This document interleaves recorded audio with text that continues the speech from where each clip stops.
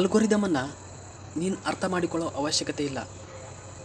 ಬರೀ ಕನ್ಸಿಸ್ಟೆನ್ಸಿಯನ್ನು ಅರ್ಥ ಮಾಡಿಕೊ ಸಾಕು. ಇವತ್ತು ನಿಮ್ಗೊಂದು ಸತ್ಯ ಹೇಳ್ತೀನಿ ಕೇಳಿ.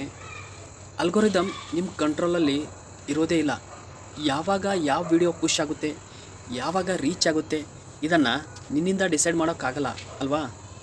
ನಿನ್ನಿಂದ ಡಿಸೈಡ್ ಮಾಡೋಕ್ಕಾಗೋದು ಕೇವಲ ಅದು ನಿನ್ನ ಕಂಟೆಂಟ್ ಮತ್ತು ನಿನ್ನ ಐಡಿಯಾಸ್ ಮಾತ್ರ. ಹಾಗಾಗಿ ನೀನು ಇವತ್ತು ವಿಡಿಯೋನ ಪೋಸ್ಟ್ ಮಾಡು, ನಾಳೆನೂ ಮಾಡು, ಅದರ ನಂತರನೂ ಮಾಡ್ತಾಯಿರು.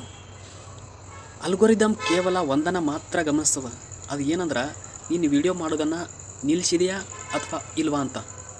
ನೀನೇನಾದರೂ 3ರಿಂದ 4 ವಿಡಿಯೋ ಮಾಡಿದ ನಂತರ ರೀಚ್ ಬರ್ತಾಯಿಲ್ಲ ಅಂತ ಹೇಳಿ ವಿಡಿಯೋ ಮಾಡೋದನ್ನು ನಿಲ್ಲಿಸಿದ್ರೆ ಅಲ್ಗೋರಿದಮ್ನು ನಿನ್ನ ಸೀರಿಯಸ್ ಆಗಿ ನೋಡೋದೇ ಇಲ್ಲ. ಕನ್ಸಿಸ್ಟೆನ್ಸಿ ಅರ್ಥ ಏನಂದ್ರೆ ದಿನಾಲೂ ವೈರಲ್ ಆಗೋದಲ್ಲ, ಯಾವುದೇ ರಿಸಲ್ಟ್ ಇಲ್ಲದೇನೋ ನಾವು ಪೋಸ್ಟ್ ಮಾಡ್ತೀವಲ್ವಾ, ಅದು ಕನ್ಸಿಸ್ಟೆನ್ಸಿ.